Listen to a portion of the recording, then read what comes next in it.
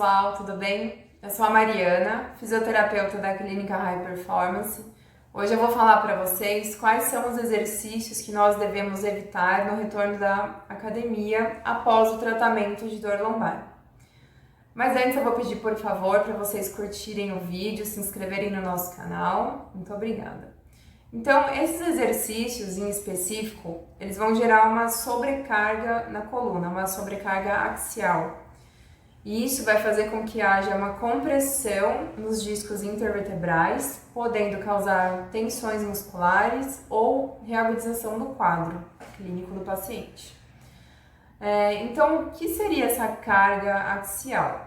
Ela é uma força sobre a sua coluna por meio da ação gravitacional vertical. Então, nós temos algumas situações que essa sobrecarga é exercida sobre o nosso corpo. Então, quando nós estamos em pé, vai existir uma força axial sobre a sua coluna por meio da ação gravitacional vertical. Quando nós estamos correndo, existe uma força axial nos dois sentidos verticais da coluna por meio do efeito gravitacional e outra no sentido oposto, devido ao impacto dos pés contra o solo durante a coluna. Então, vamos imaginar uma carga vindo de cima e uma de baixo. Então, vai gerar aquela compressão na coluna.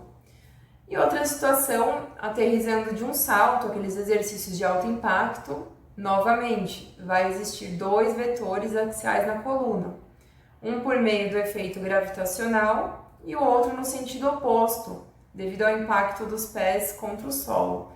Então, para quem está voltando, retornando aos exercícios, essa rotina na academia, é importante evitar esses exercícios no começo. E lembrando, sempre acompanhado de um profissional de educação física. Não fazer nada sozinho, nada da sua cabeça. Então, primeiro exercício, o leg press 45 graus. O que acontece? Ele não vai exercer uma sobrecarga diretamente na sua coluna. Porém, se você fizer ele de maneira incorreta, o que vai acontecer?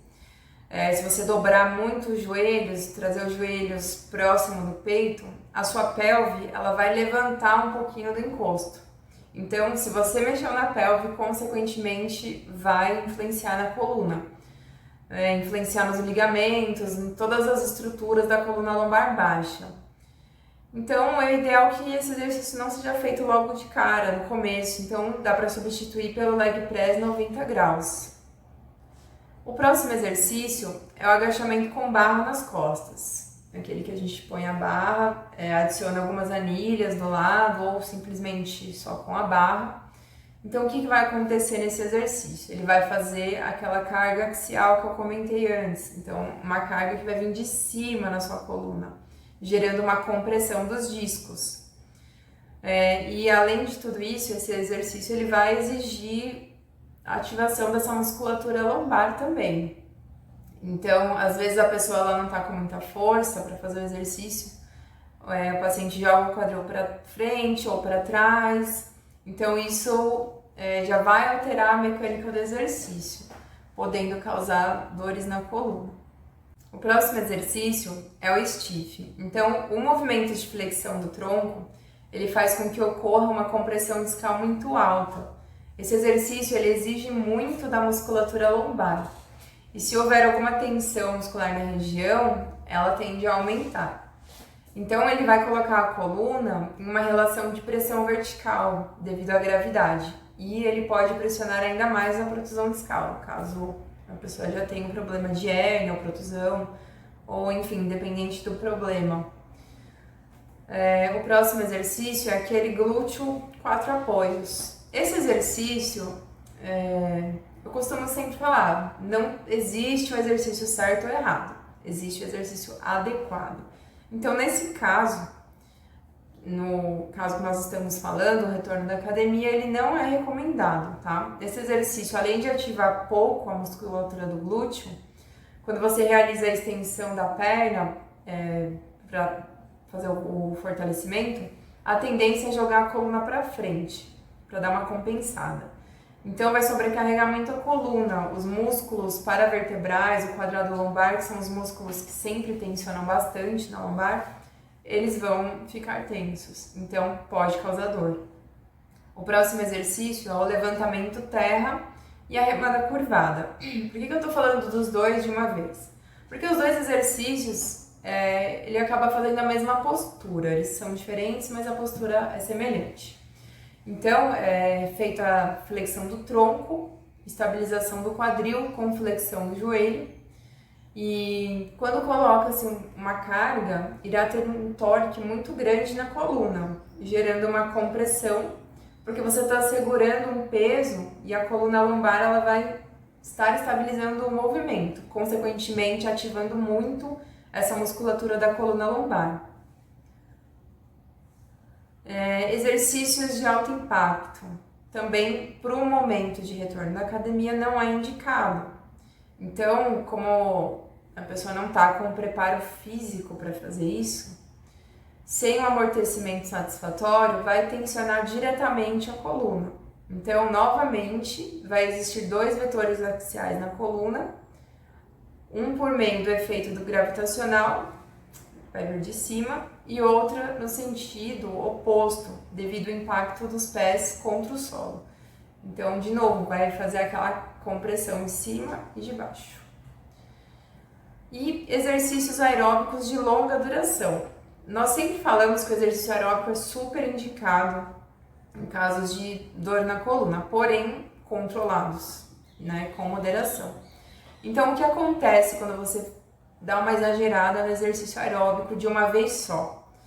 Esse exercício repetitivo, durante muito tempo, ele vai fazer uma ativação dos músculos da coluna vertebral, de uma forma mais prolongada. Então, chega uma hora que essa tensão vai ficar muito alta. E se você tiver alguma lesão ou não tem um pontinho de tensão na coluna, isso vai aumentar. Então, o ideal é que você converse com o seu educador físico, seu personal, e ele te oriente quanto ao exercício aeróbico, dependendo do seu objetivo na academia. Às vezes, eles distribuem o exercício durante o dia, para você não fazer tudo de uma vez só. Os abdominais com grande amplitude. Tá? Gente, abdominal é importantíssimo no tratamento de dor lombar. Aqui na fisioterapia mesmo, a gente já inicia com abdominal para o paciente. Isso é mito, que não pode fazer abdominal. Porém, existem alguns tipos de abdominais que não são indicados nesse começo, nessa volta da academia. Aquele abdominal remador. Depois eu vou colocar a foto para vocês entenderem melhor.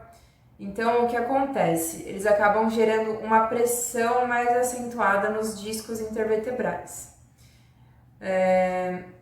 Então, o ideal é fazer aquele abdominal tradicional, primeiramente, e sem retirar a região da lombar do chão, evitando uma flexão de coluna muito acentuada. Aquele exercício de extensão lombar no banco, ele é muito bom, porém feito de maneira correta e orientada.